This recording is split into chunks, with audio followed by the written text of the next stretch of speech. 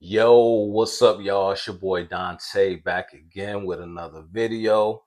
I really do appreciate each and every one of y'all that's been rocking with me, especially if you've been rocking with me since the beginning.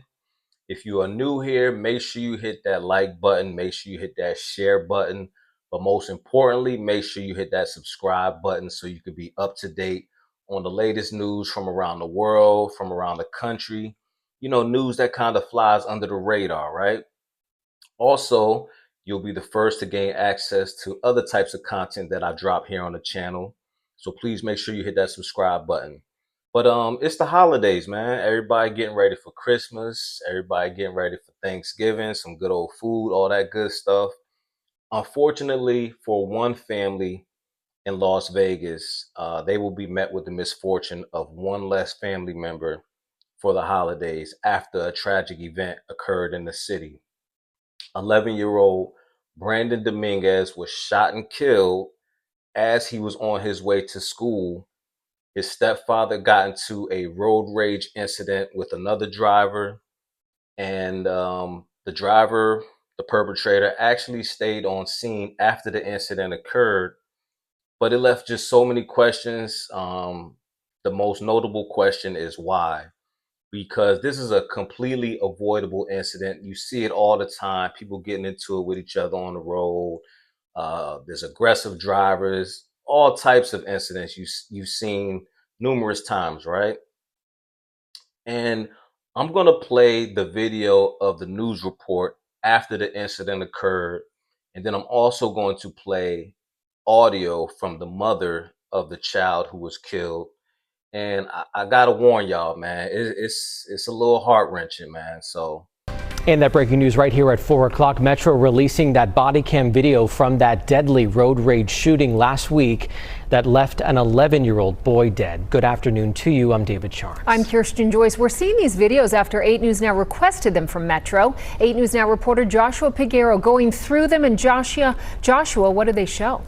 Yeah, David, Kirsten, they show a stepfather grieving the loss of his son, Brandon Dominguez, who was killed last Friday morning on his way to school. You're about to see video from the first police officers who arrived on scene. And just a warning, some viewers may find this video disturbing.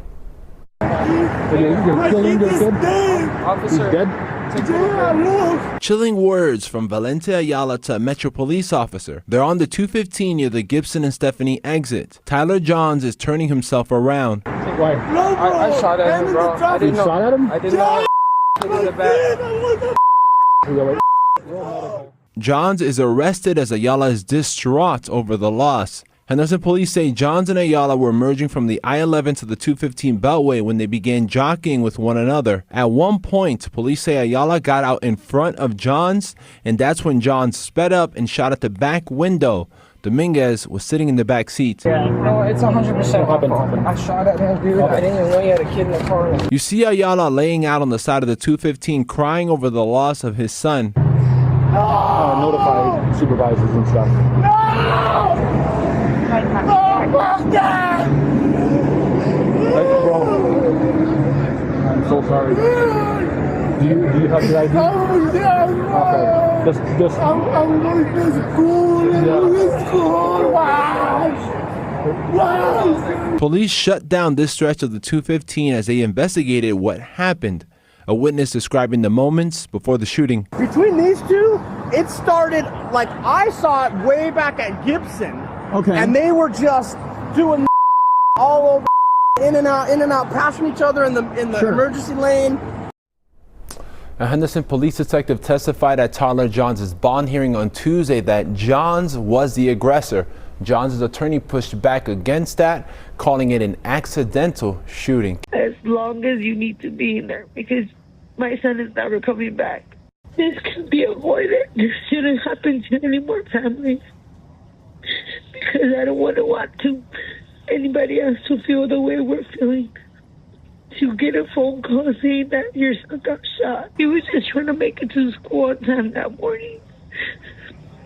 That's all he was doing. If you guys saw his bag, but he had his lunch bag ready. Brandon's mom, so I understand. She can come and just stand next to you.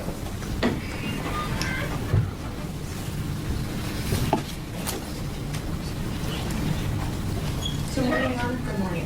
I'm going to have you state your first and last name for the record and then spell it. My name is Ruby Shavari. Please spell it R-U-B-I-C-H-A-V-A-R-R-I-A. Thank you. I don't believe this person needs to get a bail because regardless of whatever situation you've been on, there was no endangerment for you. There was no person, pointing a gun at you. Swerving or road raging does not give you a right to shoot at anybody, even if you didn't see a child in the back. It does not give you a right to shoot at a person just because you don't want them to pass your lane. He did not feel any remorse for this. He was trying to leave the scene and just like, oh, I scared him, I'm leaving. No, it doesn't work like that. You don't just shoot at a person and just try to leave the scene. He got out and said, yeah, I shot it because he feels no remorse. Yeah, I did it, okay? Like nothing, like no. I ask you for him to stay and no bail. No bail, he does not deserve it. Computer, to the right, please. I'm gonna be honest with y'all. That video footage of the father lying on that ground, crying and screaming, that was hard to watch, man. That was very disturbing. And let's get into the police report from the Henderson Police Department about what happened that day. According to a November 14th press conference, the Henderson Police Department said that the shooting occurred around 7:30 a.m. that day when the two drivers became involved in a verbal exchange after one car attempted to pass the other on the shoulder. There's been numerous reports about what actually happened. What I believe happened, because I see this all the time, there can be a car in front of you driving slow.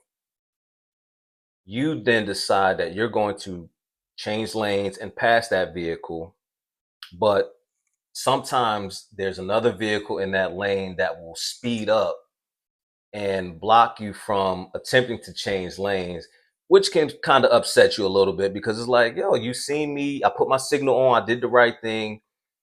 And I'm assuming that's what occurred, but let's continue. It says moments later, according to police, the suspect fired a single shot from a handgun into the vehicle and it struck the boy who had been sitting in the back seat. Now, it's different reports saying the boy was actually in the front seat in a seat belt, but this report is saying the boy was in the back seat. The boy's stepfather, per police, then rammed the suspect vehicle into the other vehicle. That's another thing that's being reported, that the suspect, after he shot into the father's vehicle, he then attempted to evade the scene. So he tried to speed off. That's when the stepfather caught up to him and rammed his vehicle into another vehicle so he wouldn't get away. They both stopped in the middle of the freeway before stepping out of their vehicles and getting into what police described as a heated exchange. After an individual flagged down police, the suspect was taken into custody and held in the Henderson Center detention on a $20,000 bond.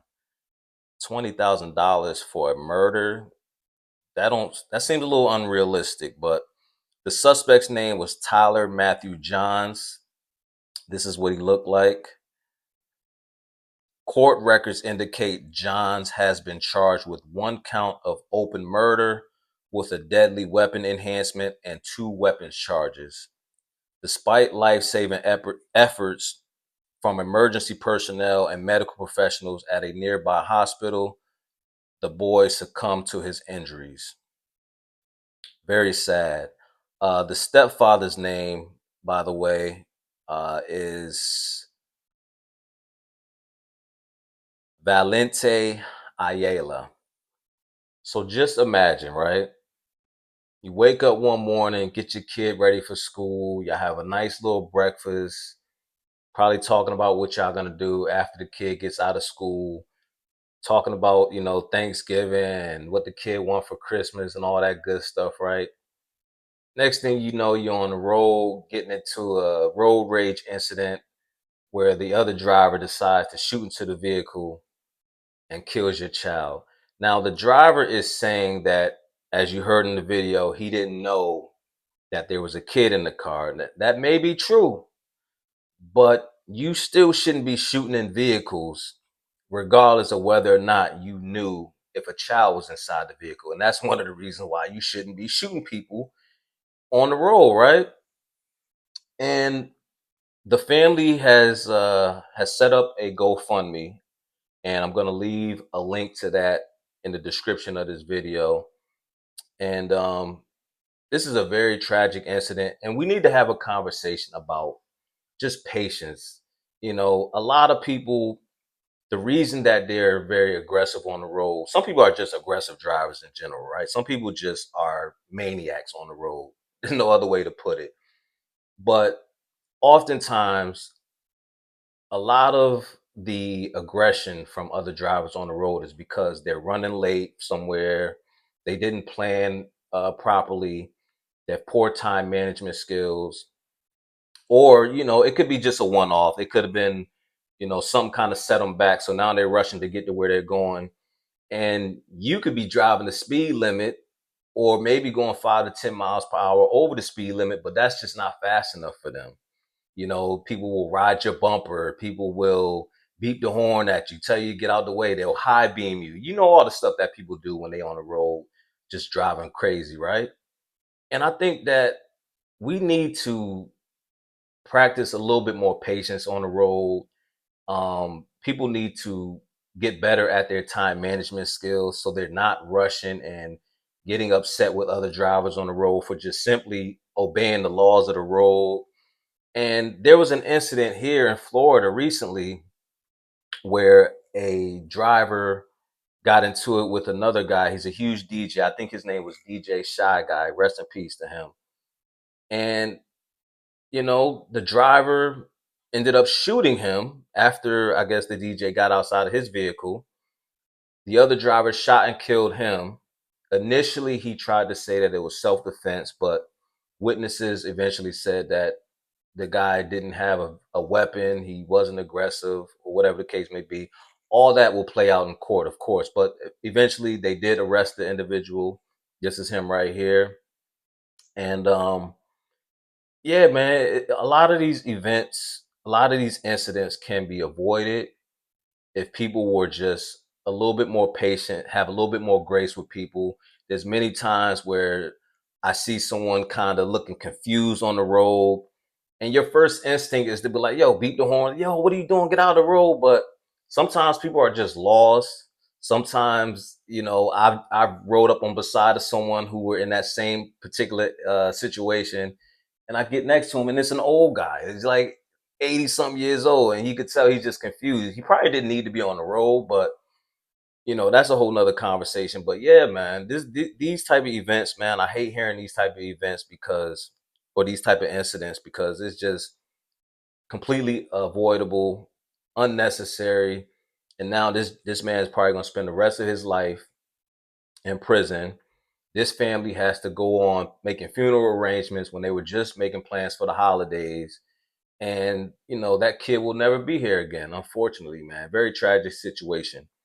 Let me know in the comments, man, how do y'all feel about the current status of, people in this country, how people drive? Have you ever had a road rage incident where, you kind of got a little too aggressive, maybe gotten outside of your vehicle, maybe gotten into some fisticuffs, and then you thought back on it later on, like, that was just completely unnecessary, completely out of character? And, you just never know, man. You just never know, especially here in Florida where everybody has a gun, everybody is packing. So, somebody cuts you off, you just want to be like, man, all right, go ahead, you got it, man. It's just not worth it, man. It's really just not worth it, man. But yeah, let me know in the comments how y'all feel about this. Again, if y'all want to support the family, I'm gonna leave the GoFundMe link in the description. And very sad situation. Make sure y'all subscribe to the channel. Again, if you are new here, make sure you hit that like button. Make sure y'all hit that share button. And until the next time, man, peace.